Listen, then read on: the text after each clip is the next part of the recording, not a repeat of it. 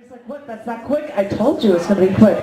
Ladies and gentlemen, this man is doing a new awesome thing, which I'm so thrilled with. And I so love to hear him read, and I love the reading that he comes up with over the years. So ladies and gentlemen, boys and girls, please give it up for a great feature from Bill Yarrow. Get on the road!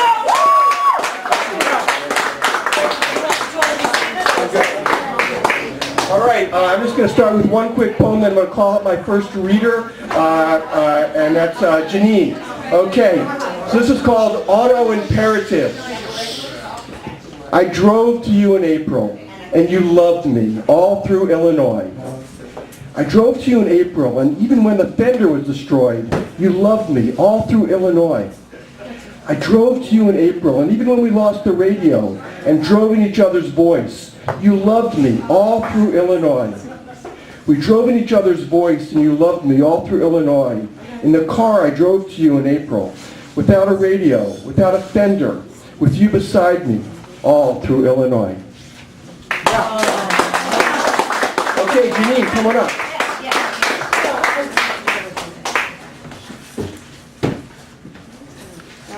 Okay, you go first. Well, I'm going to read a really lovely, lovely piece. It's called Clinch Park. He was drawn to water, water in which lived rocks and weeds and formidable fish, water of dangerous hues of blue, more violet than the pale face palette of the sky. Water, the glue of contingent necessity. Water, the stippled foundation of all foundational philosophy. He looked into the watery eyes of the old woman sitting next to him. She had on a periwinkle sweatshirt in preparation for the night. She smiled and turned away.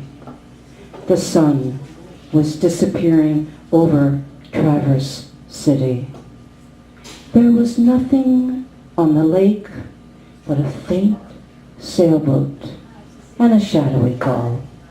Cars in awe of evening crept by metallically on the darkened parkway. The soft sounds of sunset had subsided into silence. The black water, infinitely resonant, spoke a lasting vastness.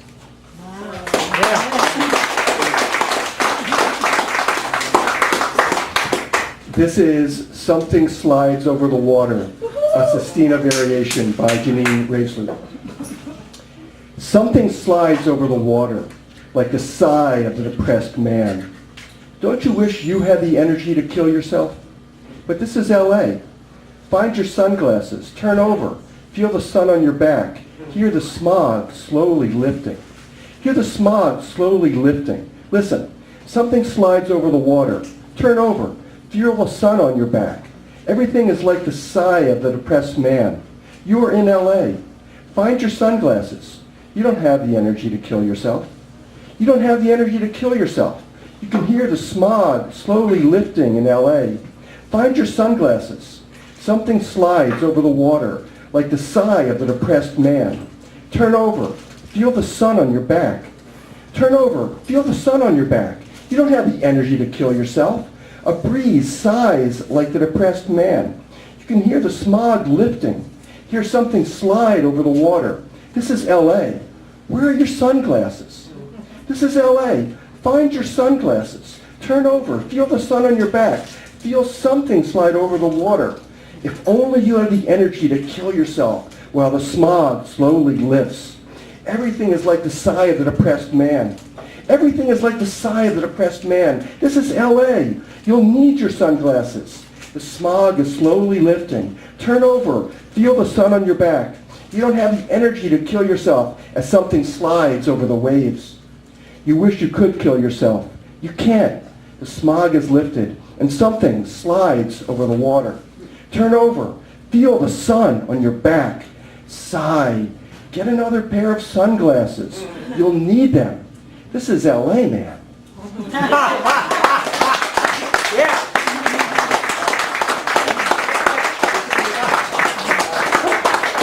Bob Lawrence.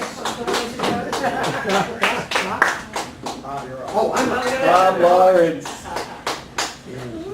Well, there.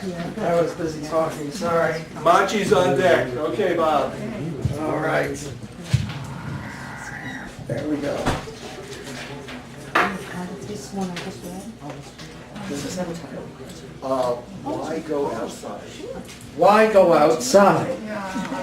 Why go outside when you can play the piano to disaffected engagés in rooms with mirrors the color of linoleum? Why go outside when you can commune directly with the lucent dead?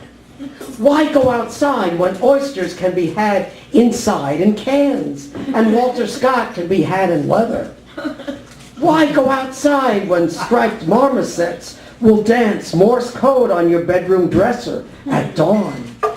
Why go outside where it is benighted and melanomic? Why go outside where the gutters are fraudulent and clogged with popularity? Why go outside where you could catch autism? Why go outside where left-handedness is discouraged and righteousness has been redefined as acumen?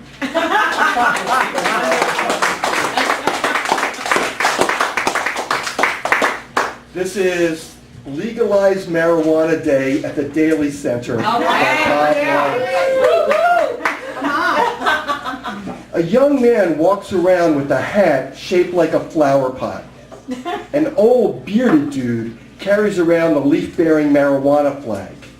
A middle-aged man leans on the Picasso, lights a joint, and passes it around.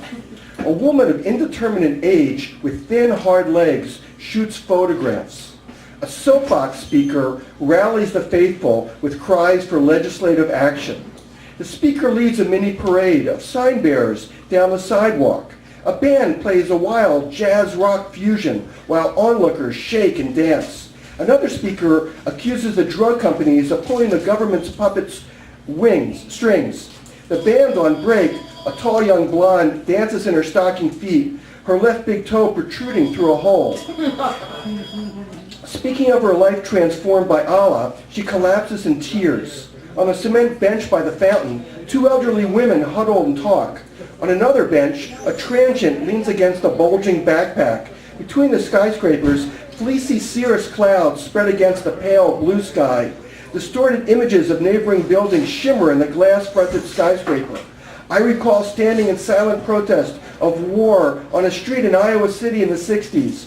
I recall looking from atop the Empire State Building, seeing ant people during the 50s. Can't you see? The scene is never one, never unified. Birds chirp in the middle of the fiercest battle. Time and space splinter, no matter how hard we try to compress them.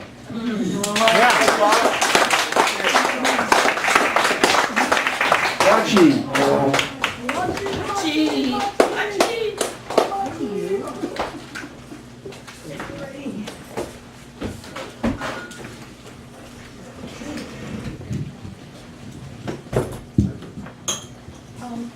This piece is Startle Reflex.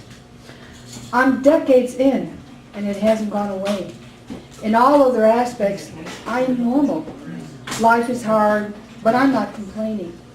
The thing is, I am in a constant state of falling. I say something, and I fall through my words. I eat something, and I fall through my food. I step on the accelerator, and I fall right through the road. I hardly sleep. Dreams are literally pitfalls. On my last birthday, I was given a harness. To trick my mind into thinking I was tied to something, I hooked it up to the radiator and ventured out the door. The straps broke and I went sprawling. That descent still hasn't ended. But how long can one truly fall? Oh.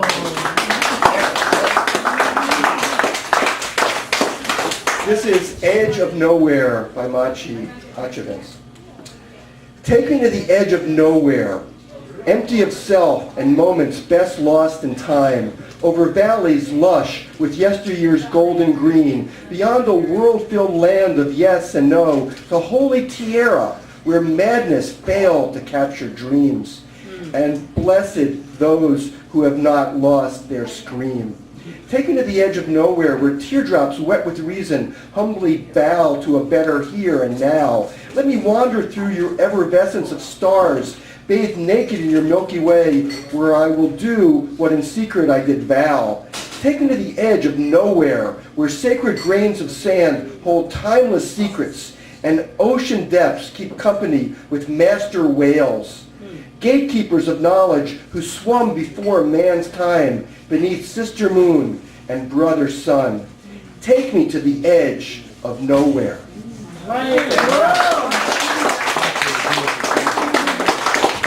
Dan Cleary, come on up. Dan.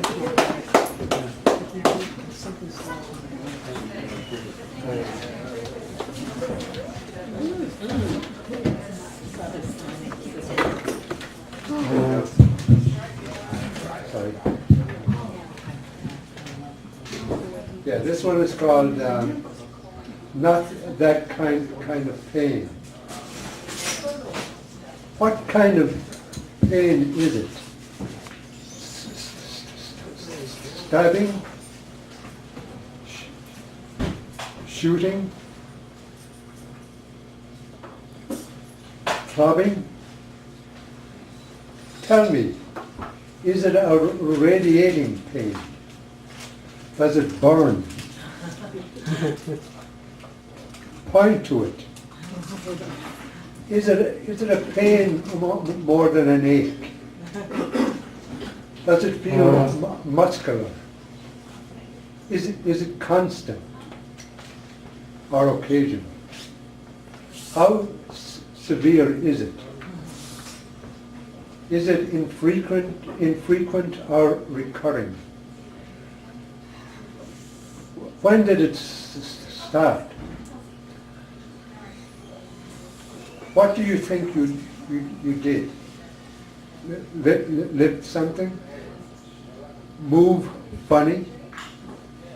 Is it relieved by exercise? Better lying down, sitting, or standing? Does applied heat make it better? What about ice? You think that maybe it could be stress related? Different. A very different kind of pain.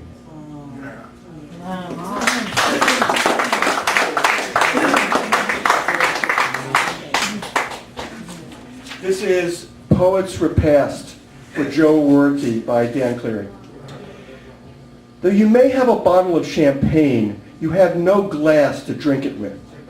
You may have a spindly table and a spindly chair and a plate with food and a knife and fork, and you may be in your apartment with the heat turned up and the window open and be ready to sit down at your spindly table in your spindly chair to enjoy your repast you have prepared for yourself on your brown stove in whatever brown pots and pans you have in your possession, feeling as you might a king of sorts.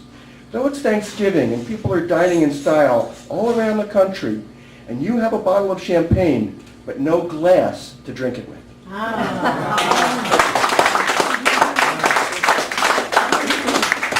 Gene Sotos, please.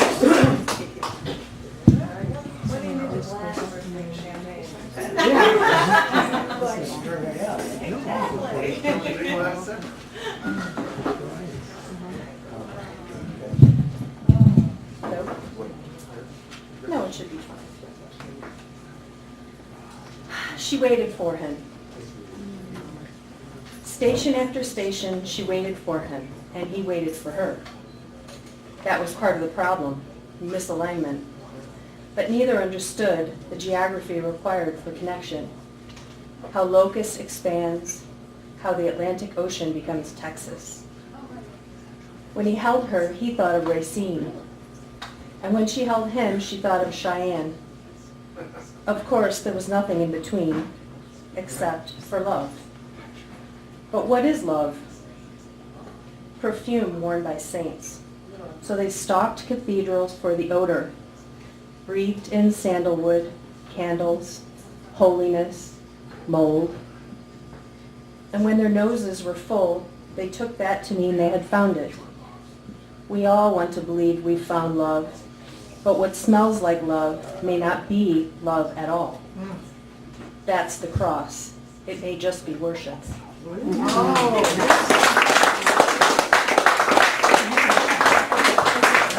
This is Peregrine Recollections by Gene Sotos. 1. The timber of hinterland sways slack-jawed in the hackneyed lumberjack's eye. Paul Bunyan rots if you don't tell his tale. I heard he never spent a night without his socks on, and a pancake house in the Dells bears his name. You can buy socks there all the livelong day. 2. Around the campfire, boys discuss the things that grow in water and still make up funny pet names for one another. Poor Tom Hathcock. He was doomed from birth. His name like a steam engine, flattening. And old tales like docile weeds went the way of woodcutting giants.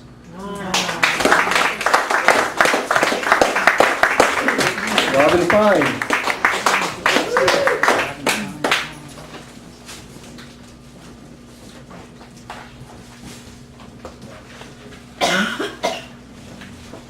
On deck, Jerry.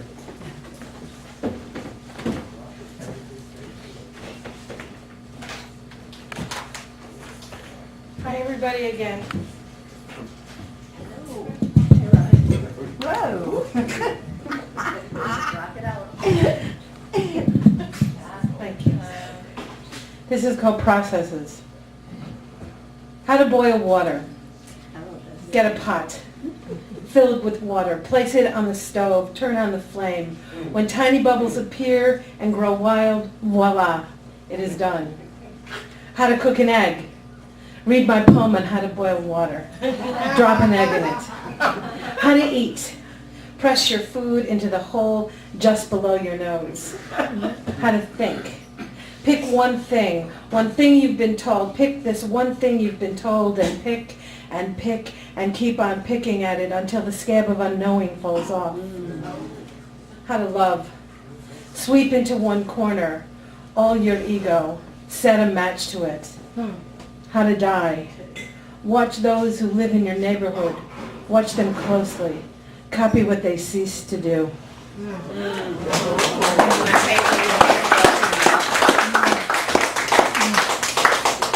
This is Neighborhood Metropolis by Robin Fine. Fields of concrete blossom into night sky. Marketplace blinds us with the rhythms of man-made horizons. A cacophony of separate languages floods our ears. A bullet's lullaby is only a dream. We hear only what we choose. There is comfort in familiar. We hide behind steel lattice of whispering mistrust, cover ourselves in shiny things, finding safety in our own reflection. Some say the streets were meant to be shared. Can we plant flowers in the shadow of apocalypse? Feed thirsting brains with the sweat of kindness? Exchange smiles for discourse? Can arms embrace without being shredded? Unrusted seeds split heart into two, leaving only virgin marrow. I'm choking on all this good intention.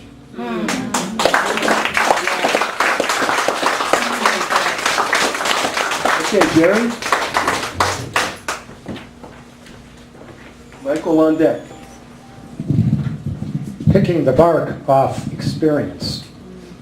As he gets into the oil-soaked tub, he recognizes the Jupiter Symphony playing on the floor below. Any minute now, the waiter will bring him his lobster omelet, After breakfast, he dresses and heads for the blackjack tables. When he wins $1 million, he will stop. He remembers his mother's dead body, the reunion strippers at the funeral, carrying a mimosa in a fluted glass. He fights my way through the lobby, packed with firefighters from Marietta. His mind is full of anchors and Bar Harbor. This is For Sale sign by Jerry Pendergast. In front of a dug foundation, next to a half-bulldozed 3-story, a comic book on the floor in a hallway, a bedroom window still intact, a poster on a bedroom wall, stray bricks, boards from across the hall, sandhills, kids playing King of the Mountain. Did any of them live on the block? A girl slowly ascending a set of stairs still intact, pauses on first landing, looks inside a broken window. Was it her bedroom? A friend's?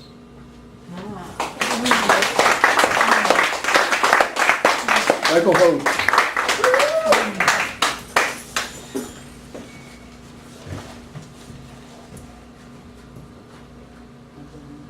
Oh, I'm sorry. You need right there. Oops.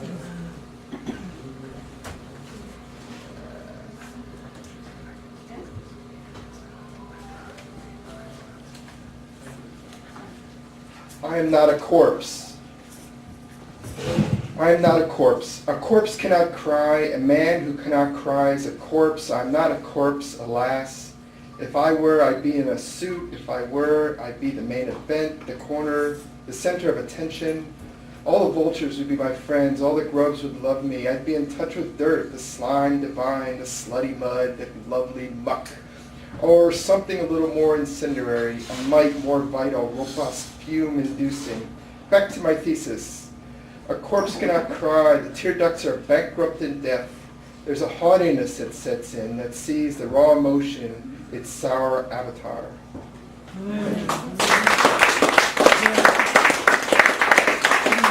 And this is Let's Go Where It's Warm and Do Chores.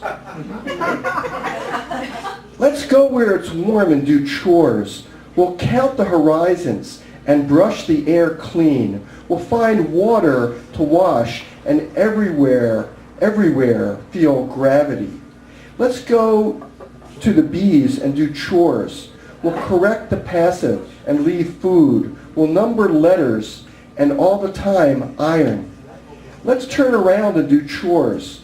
We'll try roasted pollen and clap tree leaves. We'll name our worms and ever polish and sand. Aroki.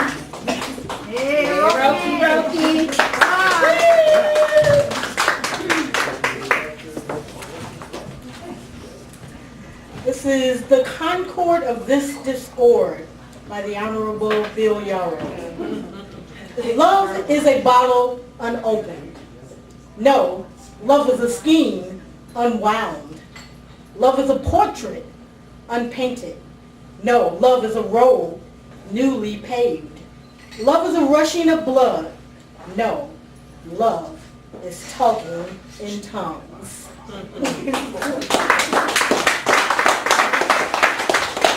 This is Aroki Rice, sonnet number 1. Would you still love my frail body when I can no longer adorn it in clothes so fine? My pale eyes sunk in, my lips thus dry. The king of death has passed my way to blow a bitter kiss. Its toll, my life. I do submit my bid to darkness door. Bones are brittle, my blood and hair so thin. Oh, who dare love me in this state? Is love gone far, or are you dear? As I endure these days, will you be near? My body racked with pain. Poison eats my carcass. My mind gone crazed. Abyss I leave. Eternity I gain. This body I shed shift into the light. Please remember me as I move from sight.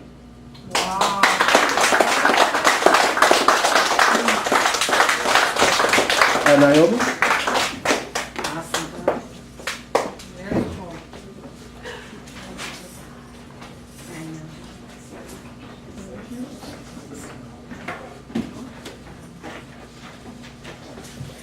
Okay, I'm going to read, "The tree is farther to the man."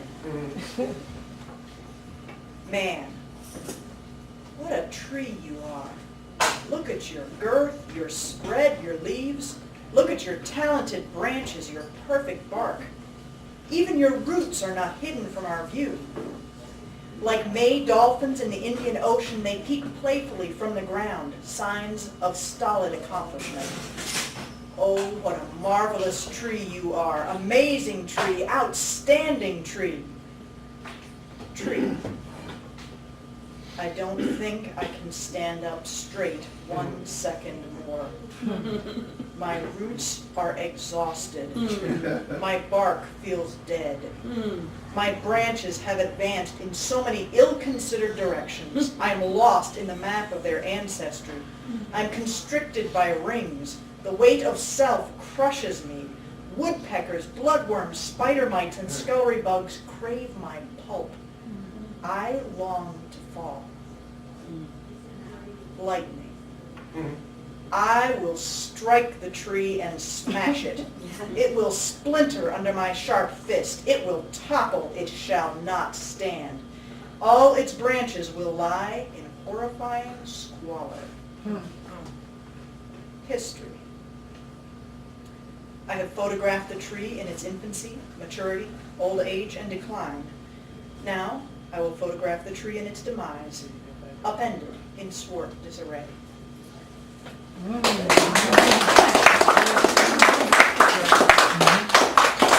This is Pinballs, a title after my heart, and by Nomi Buck-Palaji. Pinning, spinning, pinballs in a wave of discontent, opening doors like eiderdown or bedding to pay the rent. Fascist manifestos are results from okra coke, and eating grid bananas hammer home a payday joke.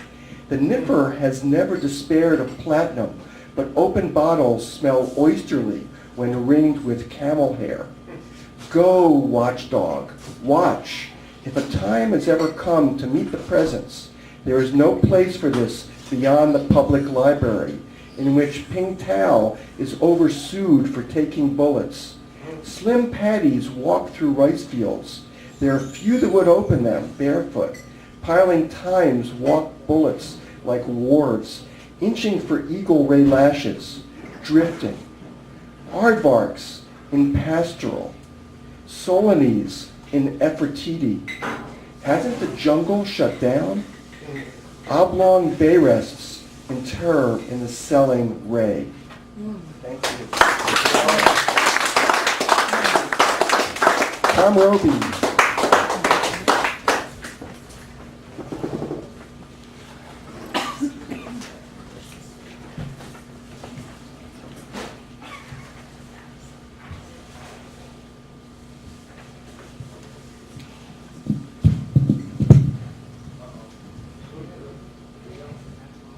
The grave of Rimbaud.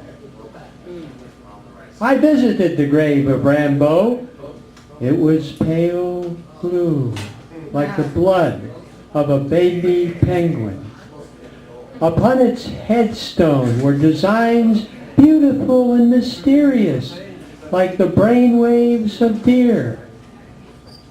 I touched the grave and found it redemptive, like the law forbidding adultery.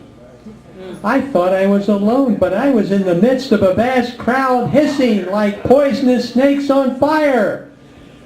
I had imagined the grave of Rimbaud standing out from its field like a single candle in a cake.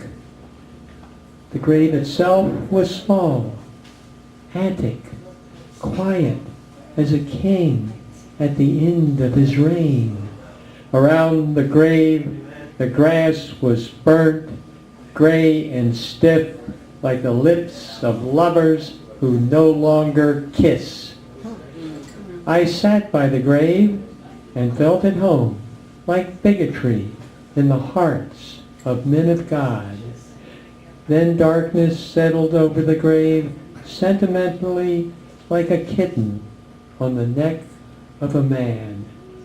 I left the grave and returned to Marseille, aligned like a knife in Adam's apple.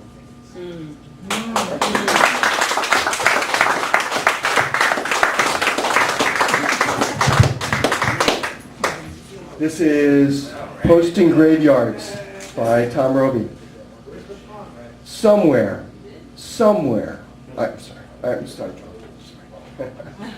Somewhere, sometime, someone delivers a letter to a graveyard, pushes it through a mailbox slot in the fence, where it waits until the breeze takes it to graveside, to tomb, to mausoleum, for the dead to read, to find what's in it for them. No one knows why anyone writes such a letter, puts it into an envelope, addressed to whom it may concern, and drops it off at the graveyard gate at sundown. No one, that is, except the dead, who are pleased someone shows concern for them. Everyone except the dead must think it useless to write a letter to anyone who no longer exists.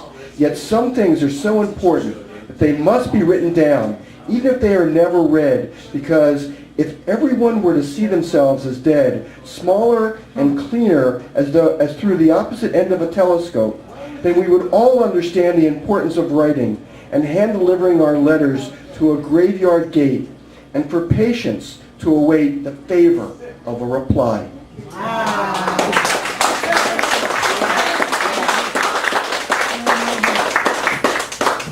I'm going to save Janet for last. Bob Rashkow.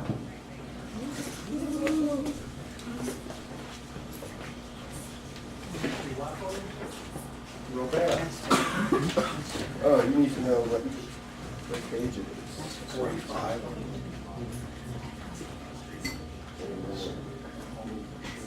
There you go.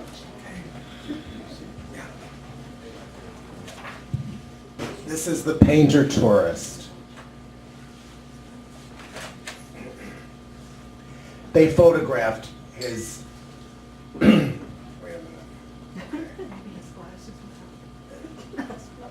They photographed his Oneric head against a Baroque ceiling. The whole thing had an oddly green feel. His wife held a dollar bill against her ear and bellowed. Even the priest from Cleveland was amused.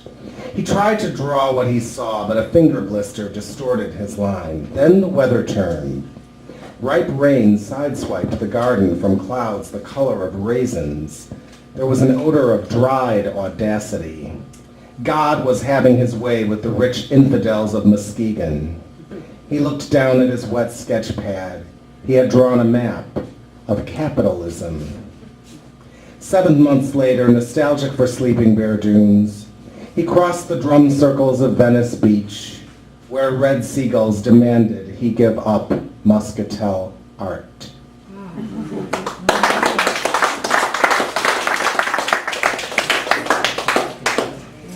This is In the Palace by Bob Rashkow. Several peas float in a pool of muddy gravy. They will not be consumed. Far away, in some distant garage, the jangly, juicy music of an organ and the drum can be perceived with a listening ear. But no horn, no old conch will help. The song will not be heard. A paddle boat with a laughing, gay tourist couple skins the blue, golden world of the nearby lake. But no sense of wonder, of delight, will follow or pursue. The laughter will not be absorbed. Getting out of the stiff-backed chair is an effort in itself. The old dowager dodges the cabinet packed with china and the credenza part blocking the entryway, and pads patiently down the dimly lit, obscure hall, into the one room where nothing can interfere with her weary silence.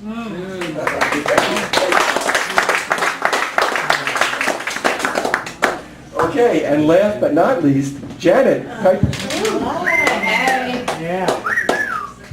Cool, calm Janet. Cool, calm Janet. Indeed, I'm going to adjust the microphone just because I'm so tall. No, I'm Janet, a giant girl.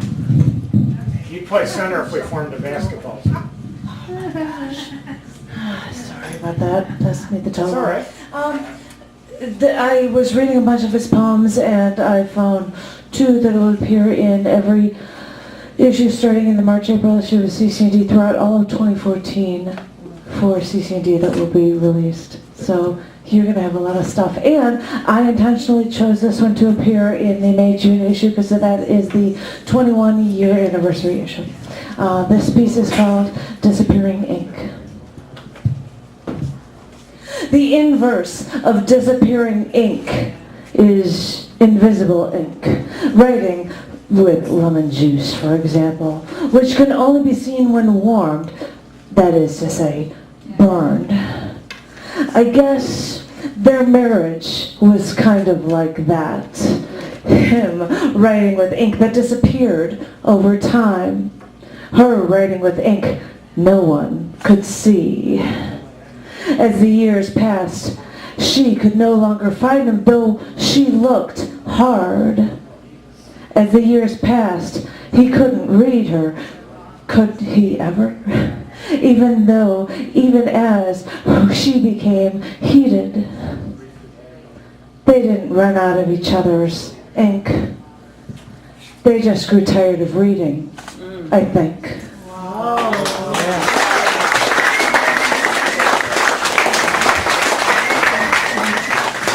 And this is One Summer Traveled by Janet Kuipers.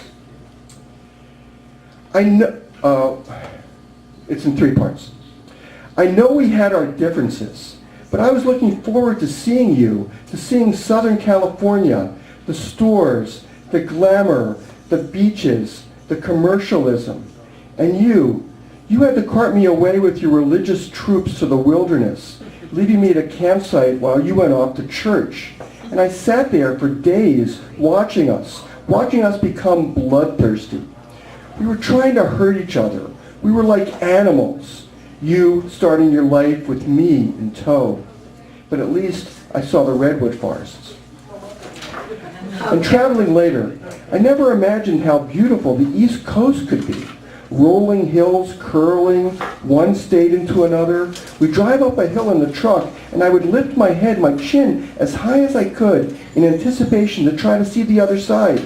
I remember walking along the beach in Maine, where stored buildings lining the rocky shore, the fog so thick you couldn't see 50 feet in front of you. And people were suntanning, and I photographed the lighthouse.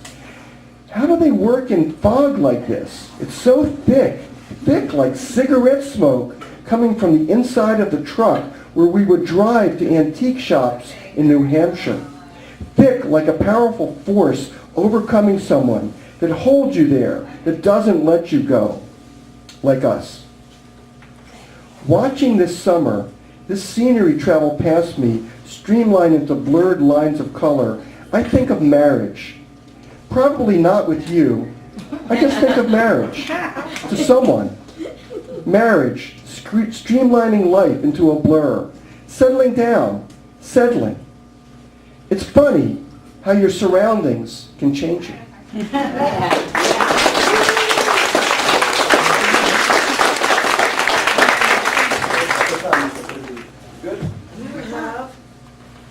Holy cow, this man has, well, it's 5 till 9. All right, 5 minutes. Get a few. Get a few more for Billy Yarrow. Come on, come Okay, on. so I need a few more.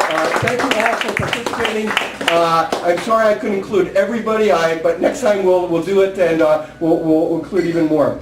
Okay, so I'll read a couple poems. This is called 1,000 Books. I gave away 1,000 books. Books I hunted, books I savored, books I cared for, books I marked, books I taught, books I borrowed, books I amassed, books others gave me, books others sold or abandoned, books I kept.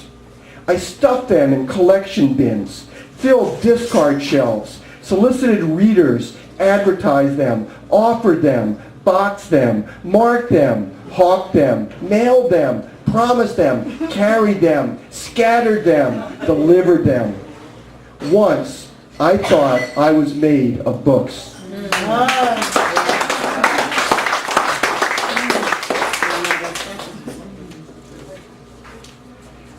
This is called Holy Week. You in Gurnee watching the attacks on television.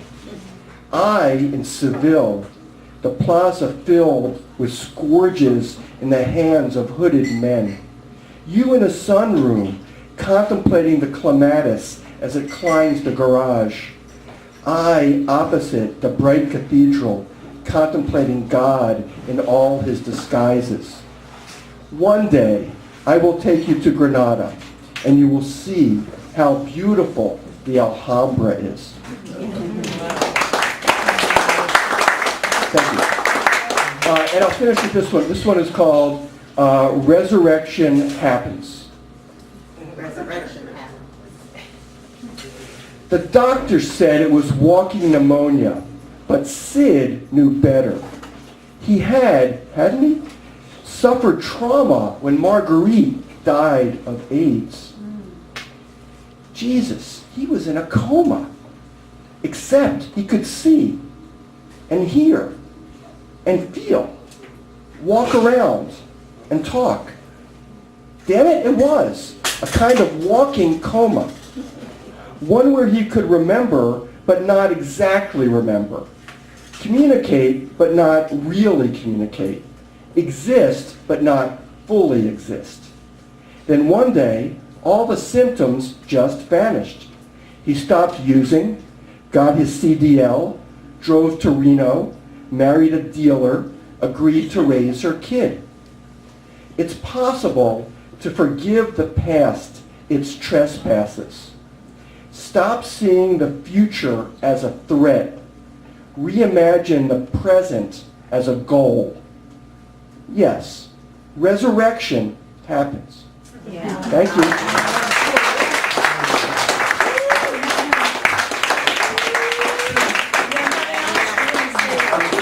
Then I don't think that was loud enough. Ladies and gentlemen, get up one more time!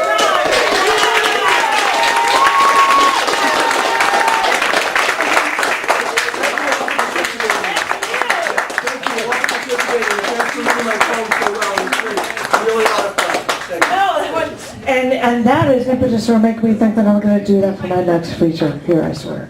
That was awesome. And they're like, all going to be talking about stuff. Now, I've got to do this really, really briefly because we've got things set up for the 2014 schedule. And I've only got one thing in January filled. Otherwise, you're filled for quite a while. But in 2 weeks, you know, if you guys go to, you know, waiting for the bus, you might hear Tom Curry. He never comes around this way, but he's going to be here in 2 weeks. Tom Curry will be our feature in just 2 weeks, and that would be on the 20th. And then right after that, hey, beginning of December, what are you guys doing in December? I'm telling you, you're going to come here to see Michael Hogue. And then we've got Deborah Rosen on the, yeah, oh yeah, you remember Michael Hogue, right out, yeah, and then we've got Deborah Rosen on the 18th, and then, you know, because we don't believe in getting together on Christmas and New Year's, our next thing is going to be on January 15th with Patrick Hurley for a feature. I've got Marianne Schaefer, Elizabeth Marino, Tom Roby, Janine Revisley. We've got a Danish band coming in April. We've got a lot of stuff going on. If you want to know anything about it, you can always go to www.chaoticarts.org/thecafe. Come bug me for a card, ask for an email or anything. I'd love for you to be a part of 2014 as well as the rest of this year. And thank you all so very much.